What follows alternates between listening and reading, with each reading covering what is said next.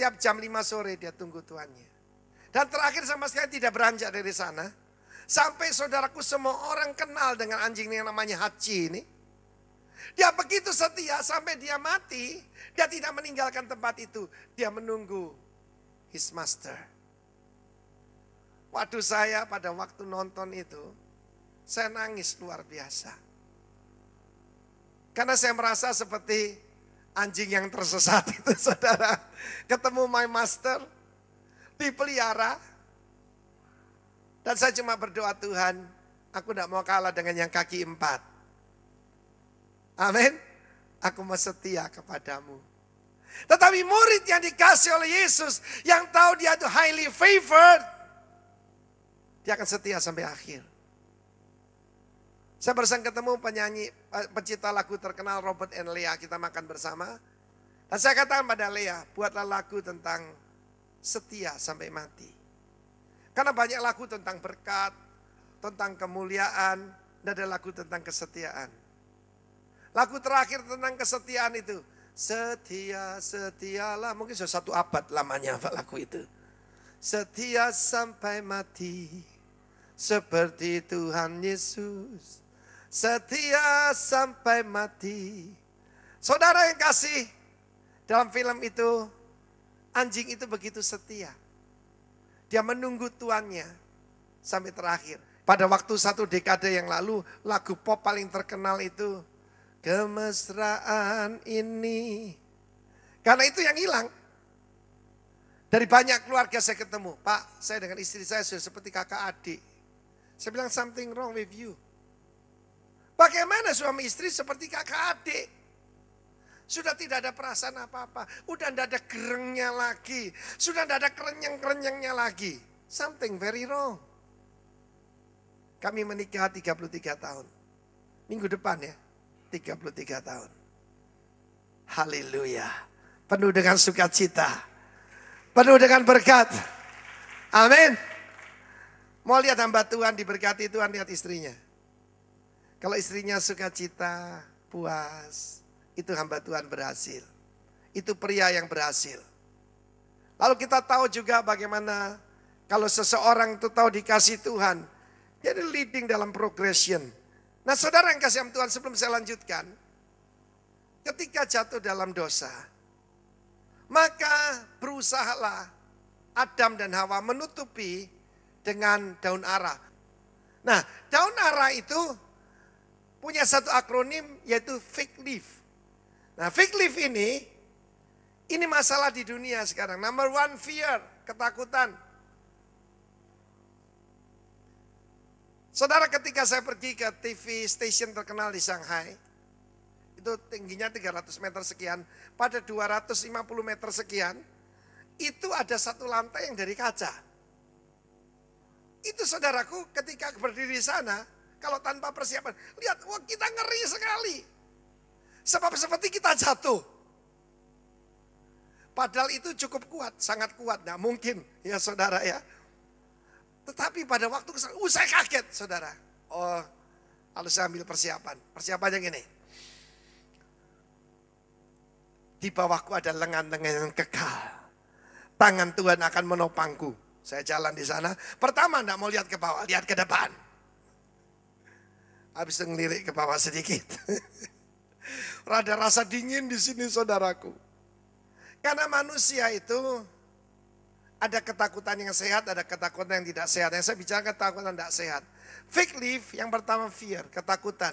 Kedua rasa tidak aman. Ketika rasa bersalah. Ini menghalangi saudara menerima berkat Bapa, menerima pelukan daripada Bapa, jamahan daripada Bapa. Lalu ada satu lagi loneliness. Saya ketemu 2 orang. Dua-duanya ganteng. Orang hebat, yang satu orang Belanda, satu orang Amerika. Dia berkata, I'm a lonely man. Di tengah orang banyak bisa lonely. Lalu yang selanjutnya, akibatnya suka melarikan diri. Escapism. Anxiety, kekhawatiran. Dan kemudian cycle berikutnya, failure berikutnya. Ketika engkau gagal, engkau akan takut, rasa bersalah, rasa was-was. Saudaraku, saya ditelepon, ada salah satu pada Anda pernah telepon saya. Nanti habis ini ketemu saya, Pak, kenapa saya was-was? Itu fake leave. Akibat daripada tidak adanya kasih Tuhan. Sebab dalam kasih yang sempurna, tidak ada ketakutan. Kasih yang sempurna adalah Yesus. Berikan tepuk tangan buat Yesus, saudara. Dalam Yohanes pasal 20 ditunjukkan tentang ayat kedua, Maria Magdalena berlari mendapatkan Simon Petrus dan murid yang lain. Siapa dia? Yang dikasih Yesus, yaitu Yohanes. Dan berkata pada mereka, Tuhan telah diambil orang dari kuburnya dan kami tidak tahu di mana ia diletakkan. Maka berangkatlah Petrus dan murid yang lain itu ke kubur. Keduanya berlari bersama-sama. Tapi murid yang lain itu berlari lebih cepat daripada Petrus. Sehingga lebih dahulu sampai di kubur. Perhatikan ini. Mereka lari sama-sama. Tapi yang satu lebih cepat. Ada seorang hamba Tuhan berkata, menurut penyelidikan, waduh, bahwa Yohanes ini lebih muda. Jadi dia lari lebih cepat. Saya kasih ilustrasi, saudara. Saya kalau pulang ke rumah, ya, yang nyambut kita itu 2 ekor anjing kita. Coba, istri saya itu punya anjing favorit, namanya Jello. Nah, saudaraku, ini usianya hampir 8 tahun. 8 tahun kan saya? 8 kali 7 itu 56, ya, masuk nenek-nenek dia. Ya, di rumah saya itu yang jantan cuma ayam jago dan saya, yang lainnya betina. Lalu saya punya juga di pemberian dari salah satu jemaat di sini, anjing Shih Tzu juga, namanya Luna. Dan Luna ini kalau datang, saudara saya dicium, waduh pokoknya sama saya itu sayang sekali. Nah kalau kita datang, mereka loncat-loncat ya. Luna saya gendong, yang Cilun digendong istri saya. Lalu kita taruh di lantai kan. Nah istri saya kan melangkah ke kamar. Mereka berdua lari saudaraku. Yang namanya Luna itu badannya 2 kali lebih besar. Karena Jello ini kecil mungil. Tidak tahu istri saya kecil mungil, anjingnya juga kecil mungil saudara. Dan ketika berlari, aneh. Yang muda tuh kalah sama yang kecil itu. Zup, karena apa? Mendekati pintu, dia mendadak memperlambat langkahnya. Karena pernah dimarahi istri saya saudaraku. Pernah satu kali dia berbuat dosa. Apa dosanya saudara? Sebab saking sayangnya sama Jello, istri saya pernah beli kulit bulu domba. Tidurnya anjing itu di atas kulit bulu domba, saudara. Luna kan masih kecil. Jadi waktu masuk itu diberodoli sampai gondol, saudara. Nah, istri saya marah besar kepada dia. Jadi saban kali mau masuk kamar ini, ayo. Jadi kalau saban kali mau masuk kamar, dia takut saudaraku. Diginikan ya. Tapi kalau yang Jello, dirangkul dimasukkan. Jadi ketika berlari, Luna ini ada perasaan bersalah. Aku pernah brodol ke. Jadi saudaraku ketika mendekati kalah sama yang kecil. Demikian juga saudaraku. Kenapa ada banyak yang lebih cari Tuhan lebih hebat saudara. Karena tidak ada rasa bersalah dalam dirinya. Saudara sudah dibebaskan dari rasa bersalah. Darah Yesus membersihkan hati nurani kita. Orang yang tahu dikasih Tuhan akan berlari mengikut Tuhan secara luar biasa. Yang mau berikan tepuk tangan bagi Allah kita. Amin. Jadi yang pertama itu leading in intimacy. Katakan intimacy.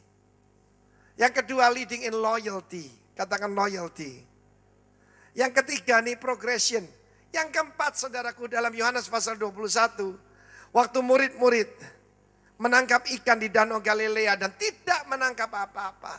Di tepi pantai Yesus sudah menyediakan. Saya mau beritahu di pantai Yesus sudah menyediakan buat saudara.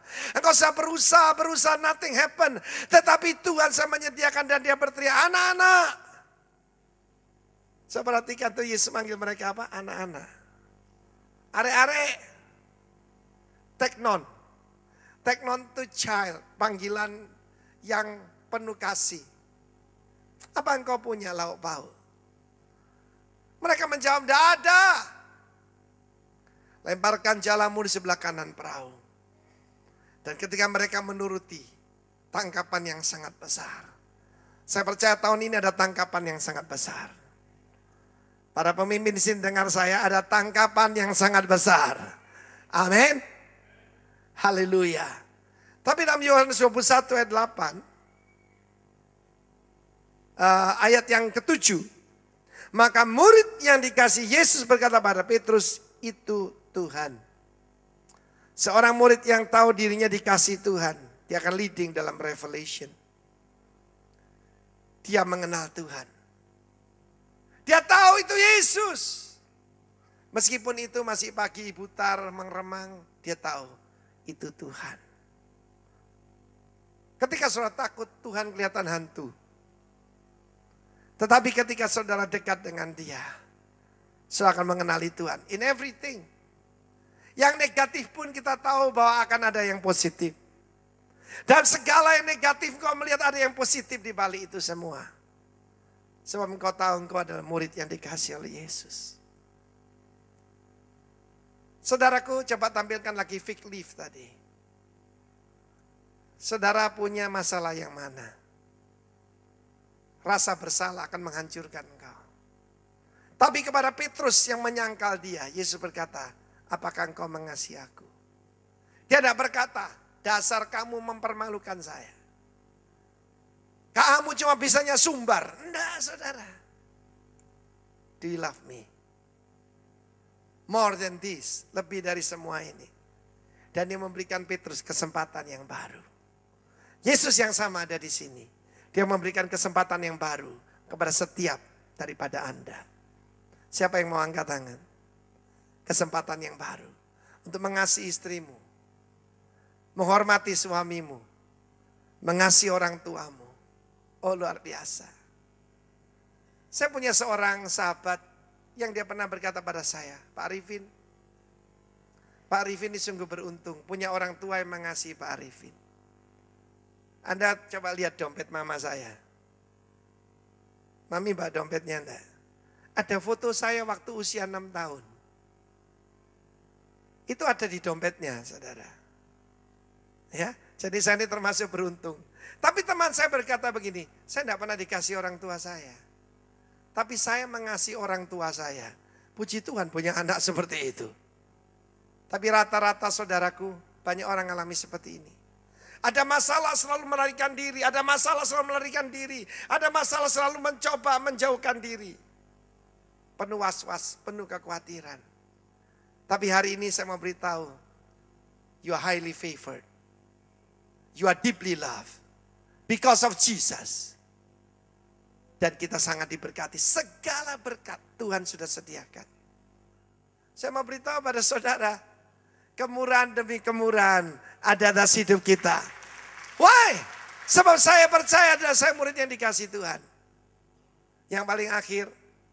Mari kita lihat saudaraku. Dalam Yohanes pasal 21. Ayat 20. Kemudian Petrus berpaling, ia melihat bahwa murid yang dikasih Yesus sedang mengikuti mereka. Yaitu murid yang pada waktu mereka sedang makan bersama-sama duduk dengan Yesus dan berkata, Tuhan, siapakah dia menyerahkan engkau? Mari kita baca bahasa Inggrisnya. Then Peter, pada waktu Yesus berkata, follow me, ikutlah aku.